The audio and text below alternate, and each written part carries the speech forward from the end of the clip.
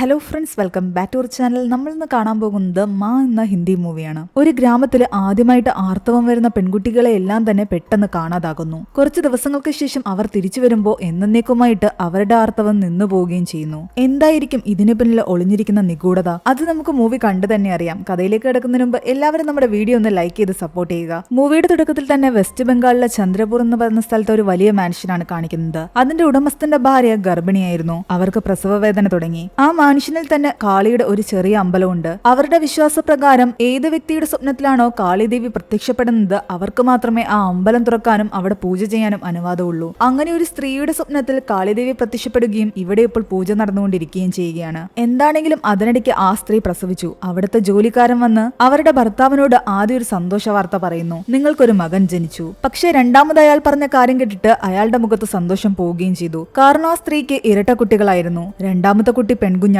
ആ വീട്ടിൽ തന്നെ ജോയ്ദേവ് എന്ന് പറയുന്ന ഒരാളെയും കാണിക്കുന്നുണ്ട്. സ്ത്രീകളുടെ മനസ്സിൽ മാത്രം കാളിദേവി പ്രത്യക്ഷപ്പെടുന്നതും സ്ത്രീകൾ ഇങ്ങനെ പൂജ ചെയ്യുന്നതും ഒന്നും തന്നെ അയാൾക്ക് ഇഷ്ടമല്ലായിരുന്നു. അതിനിടയ്ക്ക് ആ ജോലിക്കാരിൽ നിന്നും ബാക്കി എല്ലാവരും അറിയുന്നുണ്ട് അവിടെ ഒരു പെൺകുഞ്ഞ് ജനിച്ചു എന്ന്. അതോടുകൂടി എല്ലാവരുടെയും സന്തോഷം കിട്ടു. ആ ഗ്രാമത്തിൽ തന്നെയുള്ളൊരു വലിയ വൃക്ഷവും കാണിക്കുന്നു. അതിനുള്ളിൽ നിന്ന് ഏതോ ഒരു രാക്ഷസം വരുന്ന പോലെ തന്റെ മകനെ ശുഭമെന്ന് പേരിട്ട ശേഷം ആ പെൺകുഞ്ഞിനെയും കൊണ്ട് അയാൾ വീടിന് പുറത്തേക്ക് ഇറങ്ങുന്നു. ആ സ്ത്രീ കരഞ്ഞ് നിലവിളിക്കുന്നുണ്ടായിരുന്നു. എന്നാൽ അതൊന്നും വകവയ്ക്കാതെ ആ കുഞ്ഞിനെ കൊണ്ടുവന്ന് പൂജ ചെയ്തുകൊണ്ടിരുന്ന ആ സ്ത്രീയുടെ കയ്യിലേക്ക് അയാൾ കൊടുത്തു. അവർ അതിനെയും കൊണ്ട് നേരെ പോകുന്നത് ആ വൃക്ഷത്തിന്റെ അടുത്തേക്കാണ്. അവിടെ ബലി കൊടുക്കുന്ന ഒരു കല്ലുണ്ടായിരുന്നു. അതിലേക്ക് ആ കുഞ്ഞിനെ കിടത്തി കയ്യിലുണ്ടായിരുന്ന വാളുകൊണ്ട് ആ കുഞ്ഞിനെ വെട്ടുന്നു. കുഞ്ഞിന്റെ രക്തം അവിടെ എല്ലാം തന്നെ വീണു. അതേസമയം അവിടേക്ക് വന്നുകൊണ്ടിരുന്ന ആ രാക്ഷസം തിരിച്ചു പോവുകയും ചെയ്തു. കുഞ്ഞിന്റെ രക്തം തറയിലേക്ക് വീഴുമ്പോഴാണ് അവിടുത്തെ ഏറ്റവും വലിയ ദുരൂഹത പുറത്തേക്ക് വരുന്നത്. അവിടെ ഇതിനു മുമ്പും ഒരുപാട് കുഞ്ഞുങ്ങളെ ബലി കൊടുത്തിട്ടുണ്ട്. ആ കുട്ടികളുടെ അസ്ഥികൂടങ്ങളെല്ലാം തന്നെ ആ മണ്ണിലുണ്ടായിരുന്നു. അങ്ങനെ കഥ അവിടെ നിന്നും ഒരുപാട് മുന്നോട്ട് പോവുകയാണ്. വർഷങ്ങൾ കഴിഞ്ഞു. മൂവിയിലെ നായികയായ അംബികയെ കാണിക്കുന്നു. അംബിക ഒരു ടീച്ചറാണ്. കുട്ടികൾക്ക് കാളിയുടെയും രക്തബീജിന്റെയും കഥ പറഞ്ഞു കൊടുക്കുന്നു.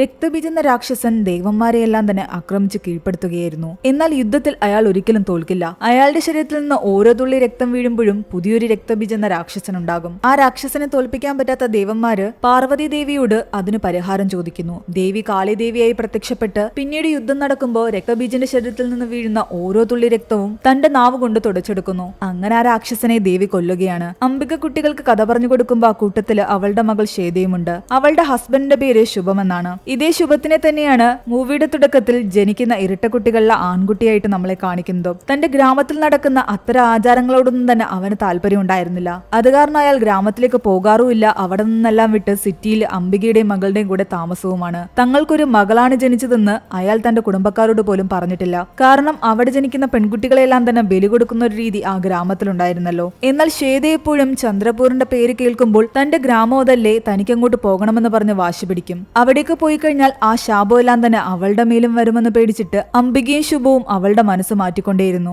അങ്ങനെയിരിക്കെ ഒരു ദിവസം ശുഭത്തിന് ഗ്രാമത്തിൽ നിന്നും കോള് വരുന്നു. അവന്റെ അച്ഛൻ മരിച്ചു എന്ന് പറഞ്ഞിട്ട്. രാത്രി തന്നെ അവൻ അങ്ങോട്ടേക്ക് യാത്ര തിരിക്കേണ്ടതായി വരുന്നു. അംബികയും മകളെയും സിറ്റിയിൽ തന്നെ നിർത്തിയ ശേഷം അച്ഛന്റെ കർമ്മങ്ങൾ ചെയ്യാൻ വേണ്ടിയിട്ട് അവൻ ഗ്രാമത്തിലെത്തി. നാട്ടിലെത്തി അവൻ അച്ഛന്റെ കർമ്മങ്ങളെല്ലാം നടത്തി. അവിടെ അവന് പ്രോപ്പർട്ടീസ് ഉണ്ടായിരുന്നു. എന്നാൽ അവിടെ വന്ന് താമസിക്കാൻ അവനൊരു താല്പര്യമില്ലാത്ത കാരണം അവൻ ജോയ്ദേവിനോട് പറയുന്നുണ്ട്, ആ പ്രോപ്പർട്ടീസ് എല്ലാം വിൽക്കാൻ പറ്റിയ നല്ലൊരു ബ്രോക്കറെ നിങ്ങൾ കണ്ടുപിടിക്കാൻ. നിന്റെ വൈഫും മകളും ഒക്കെ സുഖമായിട്ടിരിക്കുന്നുണ്ടോ എന്ന് ചോദിക്കുമ്പോൾ ശുഭം പറയുന്നുണ്ട്, എനിക്ക് മകളല്ല മകനാണെന്ന്. എന്നാൽ ചിരിച്ചുകൊണ്ട് ജോയ്ദേവ് പറയുന്നു, നീ ഇനിയും കള്ളം പറയണ്ട എന്ന്. ഞങ്ങൾക്കറിയാം നിനക്ക് മകളാണെന്ന്. പക്ഷെ അന്നത്തെ ആചാരങ്ങളൊന്നും ഇപ്പോ ഇല്ല. അതുകൊണ്ട് നീ സത്യം പറയാൻ പേടിക്കൊന്നും വേണ്ട. അങ്ങനെ പ്രോപ്പർട്ടി വിൽക്കാൻ ജോയ്ദേവിനെ ഏൽപ്പിച്ചിട്ട് അവൻ അന്ന് രാത്രി തന്നെ അവിടെ നിന്നും തിരിക്കുകയാണ്. ഒരു ദിവസം കൂടെ നിന്നിട്ട് വരാൻ അംബിക പറഞ്ഞിട്ടും തനിക്കിവിടെ നിൽക്കാൻ താല്പര്യമില്ലാന്ന് പറഞ്ഞിട്ട് അവൻ പെട്ടെന്ന് പുറത്തേക്ക് ഇറങ്ങി. എന്നാൽ അവിടെ ഉണ്ടായിരുന്നൊരു മരത്തിന്റെ വേരില് അവന്റെ കാല് തട്ടി വീഴാൻ തുടങ്ങുന്നു. ആ വേരിന്റെ കുറച്ചു ഭാഗം അവന്റെ ചെരുപ്പിൽ ഒട്ടിപ്പിടിച്ചിരിപ്പുണ്ടായിരുന്നു. ശുഭം കാറും എടുത്ത് വീട്ടിലേക്ക് തിരിച്ചു. ആ സമയത്ത് ഉറങ്ങിക്കിടന്ന ശ്വേതയുടെ റൂമിലേക്ക് ചെല്ലുമ്പോൾ അംബിക കാണുന്നത് അവള് വരച്ച ഒരു സ്കെച്ചാണ്.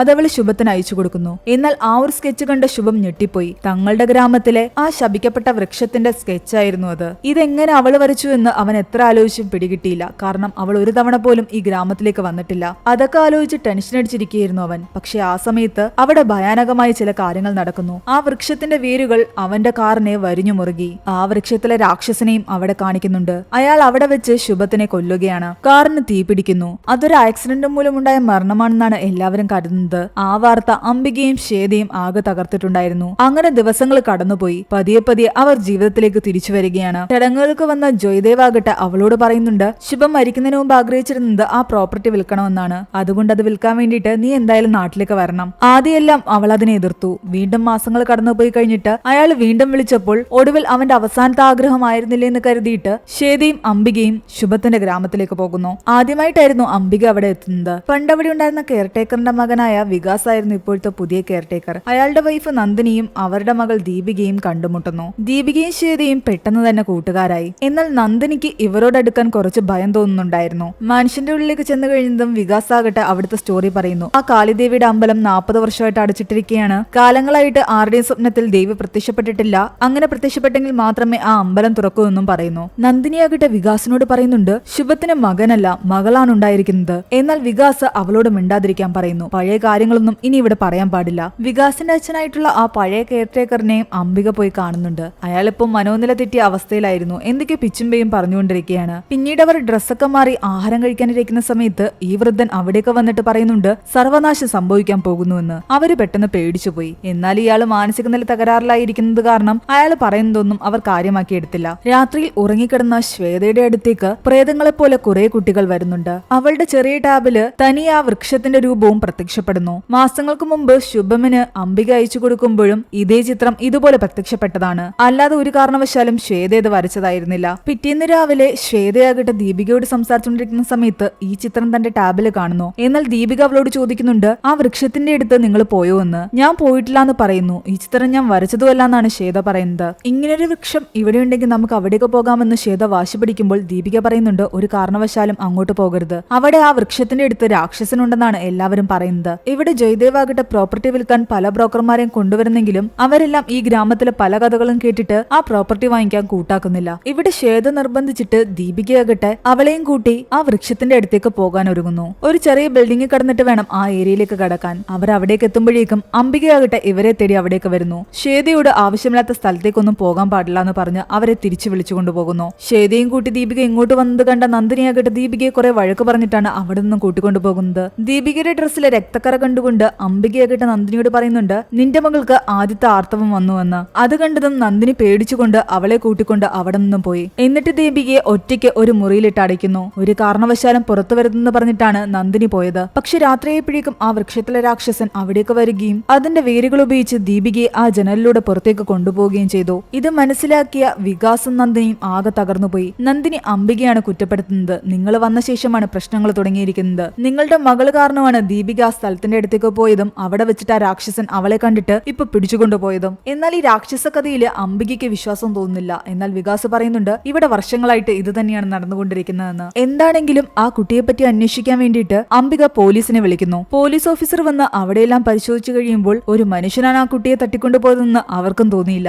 കാരണം അവിടെ നിന്ന് ഒരു രീതിയിലുള്ള ഫിംഗർ പ്രിന്റ്സും കിട്ടിയിട്ടില്ല. എന്നാൽ രാക്ഷസനുണ്ടെന്ന് വിശ്വസിക്കാൻ അയാൾക്കും തോന്നിയില്ല. പക്ഷെ ഗ്രാമത്തിലെ എല്ലാവരും അത് തന്നെ പറഞ്ഞുകൊണ്ടിരുന്നു. ശ്വേത കാരണമാണ് ഇതെല്ലാം സംഭവിച്ചതെന്ന് എല്ലാവരും പറയാൻ തുടങ്ങിയതോടുകൂടി അംബിക പറയുന്നുണ്ട് അവളൊരു തെറ്റും ചെയ്തിട്ടില്ല. നിങ്ങൾ ഈ പറഞ്ഞ സ്ഥലത്തേക്ക് ഞാൻ തന്നെ പോയി അവിടെ ദീപിക ഉണ്ടെങ്കിൽ അവളെ ഞാൻ കൂട്ടിക്കൊണ്ടുവരുമെന്ന് പറഞ്ഞിട്ട് അംബിക അവിടേക്ക് പോകുന്നു. അവളുടെ കൂടെ പോകാൻ ആരും തന്നെ തയ്യാറായില്ല. ആ പോലീസ് ഓഫീസർ മാത്രമാണ് അവളുടെ കൂടെ പോകുന്നത്. അവരവിടെ പോയി പരിശോധിക്കുമ്പോൾ ആ വൃക്ഷത്തെ കാണുന്നുണ്ട്. അതുപോലെ തന്നെ ഒരുപാട് വൃക്ഷങ്ങൾ അവിടെ ഉണ്ടായിരുന്നു. പക്ഷെ അവിടെയെങ്കിലും തന്നെ അവർക്ക് ദീപികയെ കണ്ടെത്താൻ കഴിഞ്ഞില്ല. അവിടെയുള്ള വൃക്ഷങ്ങളിലെല്ലാം തന്നെ പലതരത്തിലുള്ള മുഖങ്ങൾ അവർക്ക് കാണാൻ കഴിഞ്ഞു. അതിനിടയ്ക്ക് ഒരു വൃദ്ധയായ സ്ത്രീയെ നമ്മളെ കാണിക്കുന്നുണ്ട്. ആ സ്ത്രീ പലയിടത്തു നിന്നും അംബികയും ശ്വേതയും വീക്ഷിക്കുന്നുണ്ടായിരുന്നു. വീട്ടിൽ തിരിച്ചെത്തിയ അംബികയോട് ശ്വേത ചോദിക്കുന്നുണ്ട് ഈ നാട്ടിൽ എന്തൊക്കെയാണ് സംഭവിക്കുന്നതെന്ന്. അമ്മയും അച്ഛനും എന്നോട് എന്തെങ്കിലും മറച്ചു വെച്ചിട്ടുണ്ടോ? നീ എല്ലാ കാര്യങ്ങളും അറിയേണ്ട സമയമായി എന്ന് പറഞ്ഞിട്ട് അംബിക ഇവിടെ നടക്കുന്ന പ്രശ്നങ്ങളെ പറ്റി അവളോട് പറയുന്നു. നേരത്തെ നിന്നോട് രക്തബീജിന്റെയും കാളിയുടെയും കഥ ഞാൻ പറഞ്ഞു തന്നിട്ടില്ലേ? ആ കഥയിൽ രക്തബീജിന്റെ രക്തമെല്ലാം തന്നെ കാളി കുടിച്ചു എന്നാ പറഞ്ഞത്. പക്ഷെ അതിൽ നിന്നും ഒരു തുള്ളി രക്തം ഭൂമിയിൽ പതിച്ചിട്ടുണ്ടായിരുന്നു. ആ ഒരു തുള്ളി വന്നു വീണത് ഈ ചന്ദ്രപൂർ എന്ന് പറയുന്ന സ്ഥലത്താണ്. അവിടെയാണ് ഈ പറഞ്ഞ രാക്ഷസ വൃക്ഷം ഉള്ളതും. ആ രക്തത്തിൽ നിന്നുണ്ടായ രാക്ഷസന്റെ പേരാണ് അംശജ എന്ന്. ആ രാക്ഷസൻ ഗ്രാമത്തിലെ ചെറിയ പെൺകുട്ടികളെയെല്ലാം തന്നെ പിടിച്ചുകൊണ്ടുപോകുമായിരുന്നു. അങ്ങനെ ഈ പ്രശ്നത്തിന് പരിഹാരം തേടി കാളിദേവിയുടെ ഒരു ഭക്തന്റെ അടുത്താണ് ജനങ്ങൾ എത്തിയത്. അയാൾ കാളിദേവിയുടെ പൂജ ചെയ്തുകൊണ്ടിരിക്കെ കാളിദേവിയുടെ പ്രതിഷ്ഠയിൽ നിന്നും ഒരു തുള്ളി രക്തം അയാളുടെ കണ്ണിലേക്ക് വീണു. അങ്ങനെ ആ ഭക്തന് ഒരുപാട് ശക്തികൾ ലഭിച്ചു. അയാളുടെ ശക്തി കാരണം അംശജ എന്ന് പറയുന്ന രാക്ഷസൻ പേടിച്ച് ആ വൃക്ഷത്തിനുള്ളിൽ തന്നെ ഇരുന്നു. ഈ ഭക്തന്റെ വീട്ടില് ഒരു പെൺകുഞ്ഞ് ജനിക്കുന്നതും കാത്തിരിക്കുകയായിരുന്നു ആ രാക്ഷസൻ. അങ്ങനെ ആ ഭക്തന്റെ വീട്ടിലൊരു പെൺകുട്ടി ജനിച്ച് അതിന് 12 വയസ്സായി പ്രായപൂർത്തിയാകുമ്പോഴേക്കും ആ ഭക്തന്റെ ശക്തിയെല്ലാം തന്നെ ആ പെൺകുട്ടിക്കും കിട്ടിയിരുന്നു. പക്ഷേ രാക്ഷസൻ ആ പെൺകുട്ടിയെ വശീകരിച്ച് തന്റെ ശക്തി ഉപയോഗിച്ച് അവളുടെ ഗർഭപാത്രത്തില് രാക്ഷസന്റെ ബീജം നിക്ഷേപിക്കുന്നു. ആ പെൺകുട്ടി ജീവനോടിരുന്നെങ്കിൽ മാത്രമേ അംശജനെ കൊല്ലാൻ പറ്റൂ. പക്ഷെ അവൾ ജീവനോടിരിക്കുകയാണെങ്കിൽ ഈ കുഞ്ഞിനെ പ്രസവിക്കും. അങ്ങനെയാണെങ്കിൽ അംശജനേക്കാളും വലിയ ഒരു രാക്ഷസൻ ഉണ്ടാകും. അത് കാരണം ആ ആ ഭക്തൻ വേറെ വഴിയില്ലാതെ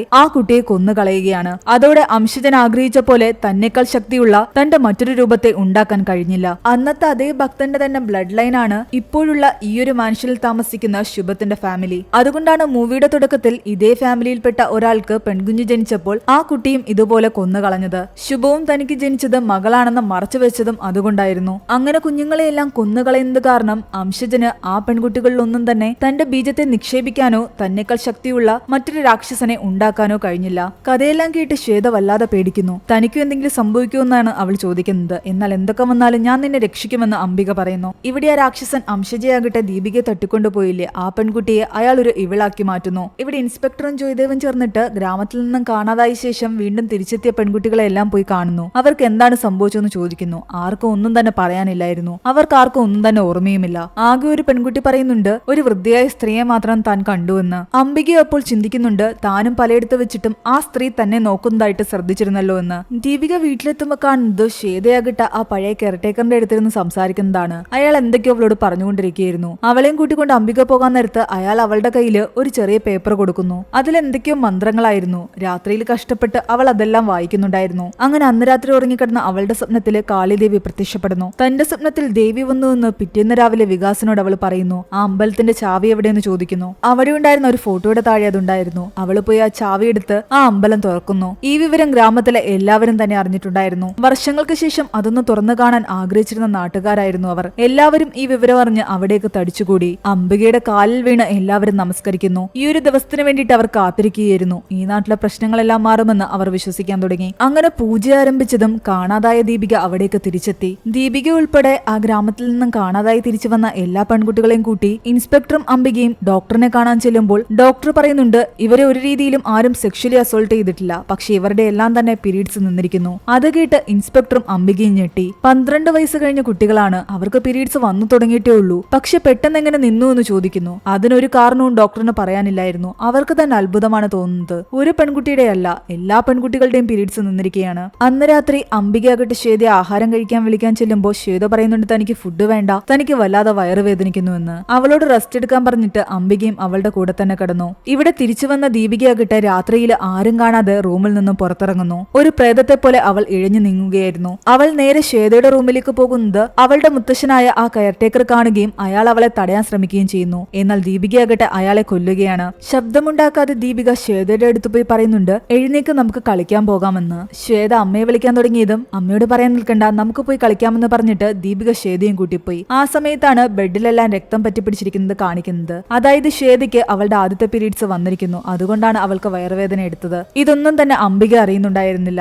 ദീപിക ശ്വേതയും കൂട്ടിക്കൊണ്ടു പോകുമ്പോ പ്രേതങ്ങളെ പോലെ ഒരുപാട് പെൺകുട്ടികളും അവരുടെ പിറകെ പോകുന്നുണ്ടായിരുന്നു. കുറച്ചുനേരം കഴിഞ്ഞ് അംബിക ഉണർന്നു നോക്കുമ്പോ ശ്വേതയെ കാണാഞ്ഞ് ആകെ പേടിച്ച് താഴേക്ക് വന്ന് നോക്കുമ്പോ ആ കെയർടേക്കർ മരിച്ചു കിടക്കുന്നതാണ് കാണുന്നത്. വികാസിനെയും നന്ദിനിയും വിളിക്കുന്നു. ദീപിക അവിടെ ഉണ്ടായിരുന്നില്ല. പേടിച്ചുകൊണ്ട് അവരെല്ലാവരും പെൺകുട്ടികളെ അന്വേഷിച്ചിറങ്ങി. അംബിക നോക്കി നിൽക്കെ ദീപിക ഉൾപ്പെടെ മറ്റു പെൺകുട്ടികളെല്ലാം ആ വൃക്ഷത്തിന്റെ വേരിന്റെ സഹായത്തോടു കൂടി ശ്വേതയും കൂട്ടിക്കൊണ്ട് ആ കെട്ടിടത്തിന്റെ മുകളിലേക്ക് കയറി പോകുന്നതാണ് കാണുന്നത്. അംബിക അവളെ രക്ഷിക്കാൻ പിറകെ ഓടി. അവള് ചെന്ന് നോക്കുമ്പോൾ കാണുന്നത് ആ വൃദ്ധയാകട്ടെ ശ്വേതയെ തന്റെ കയ്യിൽ പിടിച്ചിരിക്കുന്നതും ബാക്കി എല്ലാ പെൺകുട്ടികളും വൃദ്ധയ്ക്ക് ചുറ്റും കൂട്ടം കൂടി നിൽക്കുന്നതുമാണ്. ആ വൃദ്ധ ശ്വേതയെ ഉപദ്രവിക്കാൻ ശ്രമിക്കുകയാണെന്ന് വിചാരിച്ചിട്ട് അംബിക അവരെ തള്ളിമാറ്റി ശ്വേതയെ രക്ഷിക്കുന്നു. ഇവിടെ അമാനുഷികമായിട്ട് നടക്കുന്ന കാര്യങ്ങളെല്ലാം ഇപ്പോൾ അംബികയ്ക്ക് മനസ്സിലായി. അത് കാരണം അവളാകട്ടെ ഇനി ഒരു നിമിഷം പോലും അവിടെ നിൽക്കാൻ ആഗ്രഹിച്ചില്ല. പെട്ടി പാക്ക് ചെയ്ത് അവിടെ നിന്നും പോകാൻ തുടങ്ങിയാണ്. എന്നാൽ ജോയ്ദേവ് അവളോട് പറയുന്നുണ്ട് കാളിദേവിയുടെ പൂജ ചെയ്യാനുണ്ട്, അത് കാരണം നീ ഒരു കാരണവശാൽ ഇവിടെ നിന്ന് പോകരുതെന്ന്. അങ്ങനെ അവർ സംസാരിച്ചുകൊണ്ട് നിൽക്കുന്ന സമയത്ത് ശ്വേത ടോയ്ലറ്റിൽ പോയിട്ട് വന്നിട്ട് അവളോട് പറയുന്നുണ്ട് തനിക്ക് ആദ്യത്തെ പീരീഡ്സ് ആയി എന്ന്. അത് ജോയ്ദേവും കേൾക്കുന്നുണ്ടായിരുന്നു. അംബിക പെട്ടെന്ന് അയാളെ റൂമിന് പുറത്തേക്ക് അയച്ചു.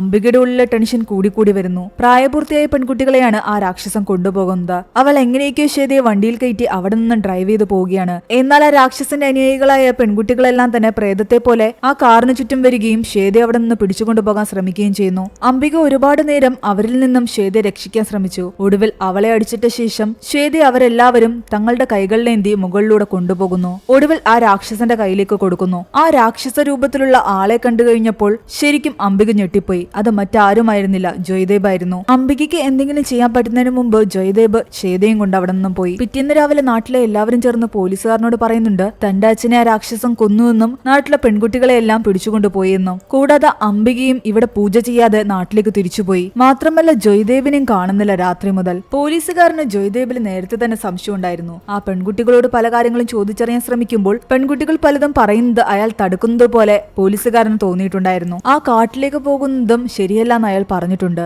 അതൊക്കെ വെച്ച് നോക്കുകയാണെങ്കിൽ അയാൾ ആ കാട്ടിൽ തന്നെ ഉണ്ടാകുമെന്ന് പോലീസുകാർക്ക് തോന്നി. അങ്ങനെ പോലീസുകാർ ജോയ്ദേവിനെ അന്വേഷിച്ച് ആ കാട്ടിലേക്ക് കടന്നു. ആ സമയത്ത് അംബികയാകട്ടെ ബോധം കെട്ട് കിടക്കുകയാണ്. അവള് ബോധം തെളിയുമ്പോൾ കാണുന്നത് അവളാകട്ടെ ആ വൃദ്ധയുടെ കുടിലിൽ കിടക്കുന്നതാണ്. ആ വൃദ്ധയും ഇവരുടെ കൂട്ടത്തിലുള്ളവരാണെന്ന് കരുതിയിട്ട് അംബിക അവരോട് തന്റെ മകൾ എവിടെയെന്ന് ചോദിക്കുന്നു. എന്നാൽ അവര് പറയുന്നുണ്ട്, ഞാൻ നിന്നെ ഉപദ്രവിക്കാൻ വന്നതല്ല, അന്നും ഞാൻ ശ്വേതയെ രക്ഷിക്കാൻ ശ്രമിക്കുകയായിരുന്നു. നിന്റെ മകളെ കൊണ്ടുപോയത് ജോയ്ദേവാണ്. ഇവിടെ പോലീസുകാരൻ ആ കാട്ടിൽ വെച്ചിട്ട് ജോയ്ദേവിനെ കണ്ടെത്തുകയും ചെയ്യുന്നു. ഇവിടെ ആ വൃദ്ധയാകട്ടെ അംബികയോട് കഥ പറയുകയാണ്. ഈ സ്ത്രീ മറ്റാരുമല്ല, മൂവിയുടെ തുടക്കത്തിൽ കാണിച്ച ആ കുഞ്ഞിനെ ബലി കൊടുക്കുന്ന സ്ത്രീയില്ലേ, അതേ സ്ത്രീ തന്നെയായിരുന്നു ഇത്. അന്ന് കാളിദേവി ഇവരുടെ സ്വപ്നത്തിലാണ് പ്രത്യക്ഷപ്പെട്ടത്. ഇവരായിരുന്നു അന്ന് പൂജ ചെയ്തതും. പെൺകുഞ്ഞിനെ ബലി കൊടുക്കാൻ അന്നവര് ആ വൃക്ഷത്തിന്റെ മുന്നിലേക്ക് പോയെങ്കിലും അവരുടെ മനസ്സ് ആ കുഞ്ഞിനെ കൊല്ലാൻ അനുവദിച്ചില്ല. കാരണം ദേവി ഒരിക്കലും ഇതുപോലൊരു പിഞ്ചു കുഞ്ഞിനെ കൊല്ലാൻ ആഗ്രഹിക്കില്ല എന്നും ഞാൻ ഈ പാപം ചെയ്യില്ല എന്നും അവർ പറയുന്നു. ആ സമയത്ത് ജയദേവ് എല്ലാവരോടും പറയുന്നുണ്ട്, കാളിയുടെ ആദേശം ഇത് തന്നെയായിരുന്നുവെന്നും ഈ സ്ത്രീയെ കൊണ്ട് ഒന്നും ചെയ്യാൻ പറ്റില്ല, അതിന് പകരമായിട്ട് ഞാൻ തന്നെ ഈ കുഞ്ഞിനെ ബലി കൊടുക്കാമെന്നും. ശരിക്കും ആ കുടുംബത്തിൽ ജനിക്കുന്ന പെൺകുട്ടികൾക്ക്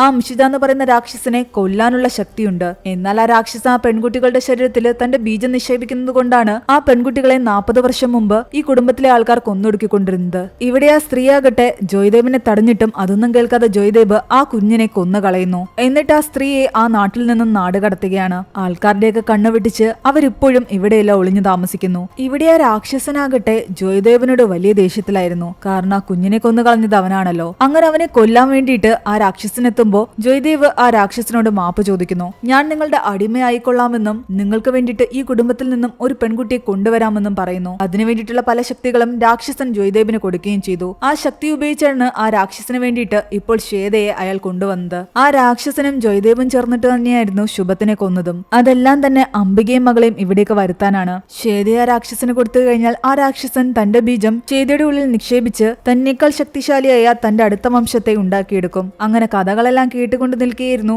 അംബിക. മറ്റൊരു സൈഡില് ആ പോലീസുകാരനെ ജയദേവന്റെ ശരീരം ഉപയോഗിച്ച് ആ രാക്ഷസൻ ഉപദ്രവിച്ചുകൊണ്ടിരിക്കുകയാണ്. ഇനി അംബികയ്ക്ക് ശ്വേതയെ രക്ഷിക്കണമെങ്കിൽ കാളിദേവിയുടെ പൂജ ചെയ്തെങ്കിലേ പറ്റൂ. അങ്ങനെ അവൾ മാൻഷനിലേക്ക് തിരിച്ചുപോയി അവിടെ വലിയ പൂജ നടത്തുന്നു. പൂജയിൽ ദേവി പ്രത്യക്ഷപ്പെടുകയും അവൾക്ക് അനുഗ്രഹം കൊടുക്കുകയും ചെയ്തു. അതിനുശേഷം അവൾ ആ വൃക്ഷങ്ങളുടെ അടുത്തേക്ക് പോയതും അംശജ ആ പെൺകുട്ടികളുടെ സഹായത്തോടു കൂടി അവളെ തടുക്കാൻ കുറെ ശ്രമിക്കുന്നു. അവരുടെ എല്ലാവരുടെയും ആത്മാക്കൾ ആ രാക്ഷസന്റെ കൺട്രോളിലായിരുന്നു. അവരെല്ലാവരും ചേർന്നിട്ട് അവളെ ഉപദ്രവിക്കാൻ നേരത്ത് ദേവിയുടെ അനുഗ്രഹം അവൾക്ക് കിട്ടിയിട്ടുള്ളത് കാരണം അവൾ തന്റെ കൈകൊണ്ട് ആ പെൺകുട്ടികളുടെ തലയിൽ കൈവച്ചതും അവരെല്ലാം തന്നെ നോർമൽ അവസ്ഥയിലേക്ക് മാറാൻ തുടങ്ങി. ഇത് കണ്ട് ദേഷ്യം വന്ന ആ രാക്ഷസൻ തന്റെ വേരുകൾ ഉപയോഗിച്ച് അംബികയെ മുകളിലേക്ക് ഉയർത്തി അവളുടെ കൈകാലുകൾ ഒടിച്ചു. അതിനുശേഷം ആ രാക്ഷസൻ ജയദേവന്റെ സഹായത്തോടു കൂടി ശ്വേതയുടെ ശരീരത്തിൽ ബീജം നിക്ഷേപിക്കാനുള്ള പ്രക്രിയകളെല്ലാം ചെയ്തുകൊണ്ടിരിക്കുകയാണ്. ഇവിടെ തറയിൽ വീണ് കിടന്ന അംബികയുടെ നെറ്റിയിൽ നിന്നും ഒരു തുള്ളി രക്തം ഭൂമിയിലേക്ക് പതിച്ചതും അവിടെ ബലി കൊടുക്കപ്പെട്ട ഒരുപാട് കുഞ്ഞുങ്ങളുടെ ആത്മാക്കളെല്ലാം അംബികയ്ക്ക് ശക്തി നൽകുന്നു. അതിലൂടെ അവളുടെ ഉള്ളിലെ കാളിദേവിയുടെ ശക്തിയും പുറത്തേക്ക് വന്നിട്ട് അവൾ മുകളിലേക്ക് ഉയർന്നു. അവളുടെ കൈകാലുകളെല്ലാം ശരിയായി.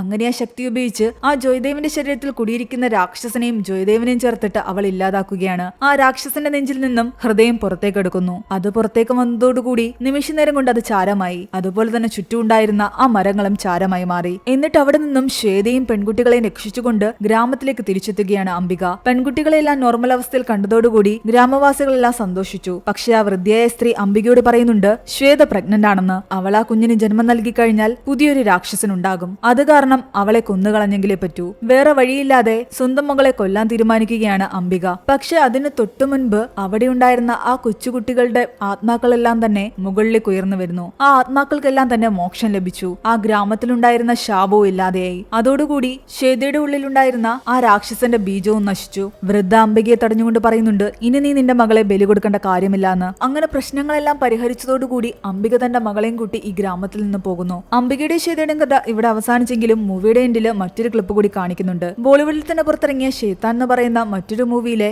വൻരാജ് എന്ന് പറയുന്ന ഒരു ക്യാരക്ടർ ഇതിലേക്ക് വരികയാണ്. ആ വൻരാജ് ഇവിടെ വന്നിരിക്കുന്നത് ഈ അംശജയുടെ ശക്തി സ്വന്തമാക്കാനാണ്. അവിടെ കിടന്ന ചാരത്തിൽ നിന്നും ആ ശക്തി വൻരാജ് സ്വന്തമാക്കുന്നു. ശക്തി ലഭിച്ച വൻരാജാകട്ടെ അവിടെ നിന്ന് പറയുന്നുണ്ട് രാക്ഷസൻ ഒരിക്കലും ഇല്ലാതാകില്ല എന്ന്. ആ എനർജി മറ്റൊരു രൂപത്തിൽ ഇവിടെ തന്നെ ഉണ്ടാകും. പുതിയൊരു രാക്ഷസനിലൂടെ ഈ കഥ ഇനിയും മുന്നോട്ട് പോകുമെന്ന് കാണിച്ചുകൊണ്ടാണ് ഈ ഒരു മൂവി അവസാനിക്കുന്നത്. ഷെയ്ത്താൻ എന്ന മൂവി നിങ്ങൾ കണ്ടിട്ടില്ലെങ്കിൽ ആ മൂവിയുടെ എക്സ്പ്ലനേഷൻ വീഡിയോ ലിങ്ക് ഞാൻ ഡിസ്ക്രിപ്ഷനിൽ കൊടുത്തിരിക്കാം. അപ്പൊ ഈ മൂവിയുടെ സ്റ്റോറി എങ്ങനെയുണ്ടെന്ന് നിങ്ങൾ താഴെ കമന്റ് ചെയ്യുക. എക്സ്പ്ലനേഷൻ ഇഷ്ടപ്പെട്ടെങ്കിൽ വീഡിയോ ലൈക്ക് ചെയ്യാനും നമ്മുടെ ചാനൽ സബ്സ്ക്രൈബ് ചെയ്യാനും മറക്കണ്ട.